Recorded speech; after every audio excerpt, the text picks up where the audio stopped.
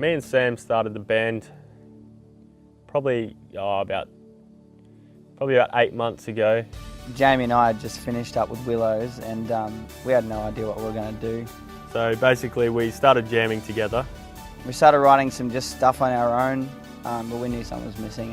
Like we needed a bass player, we needed a guitarist. We contacted Kenzie, said come over, have a jam. We want to add a little bit of a hip hop verses and everything to it. Yeah, you showed me this little clip of Kenzie rapping, and I was like, that's pretty sweet. I've always wanted to do a bit of hip hop, but I'd never really gained to do it on my own. Jamie messaged me. He said he and Sam were working on a music project and they were interested in putting a little bit of a hip hop spin on things. Kenzie come over, we had a few jams with him, worked out well. Yeah, and we finally felt like we had this little cool, mad little three-piece, and it was working well. And next step was finding a guitarist. That's when I introduced Clytus to the boys. I got a message from Michael one night, and he told me to come check out what him, Jamie and Sam had been working on. And when I got there, I really liked the sound, and I started throwing a few ideas around, and straight away I was like, yeah, that works.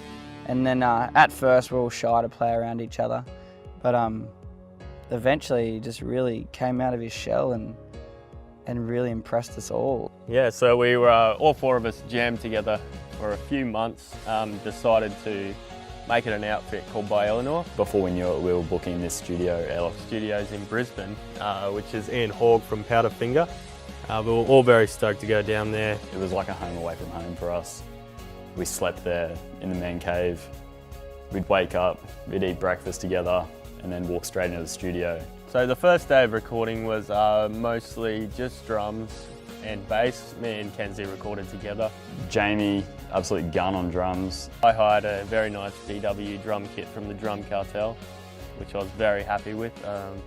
Lots of big artists have used it, like Tony Royster Jr., Wolf Mother. He smashes out the drums straight away, like everyone else is just deliberately stuffy uptight. Jamie he gets in there and there's nothing else going on except for those 4 minutes. Everything went very well.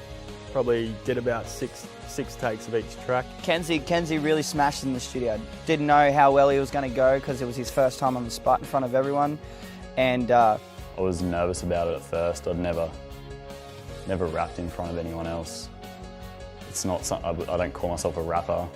I was lucky enough to use some of Ian Hogg's personal bass gear, so I recorded through his own Ampeg Heritage amp, which I can only dream to afford. Everyone was playing Hill Climb, everyone was reading books and shit, and then he did it and everybody stopped what they're doing and said, holy shit, did you hear what he just did? all the guitars got done in one day, which I was blown away by because I'd use a lot of effects throughout the entire thing. He smashed out his guitars real quick, hammered them. We ran through 2 amps. We used one of Ian's amps, which I was really lucky to use, a 65 amp, and all the heavy tones were all done on a Mesa Boogie dual rectifier. Most of the tracking time was devoted to the keys and all the different, the amount of sounds that Sam gets out of that keyboard is insane. And the whole time he's singing while he's playing. It wasn't just one piano tone.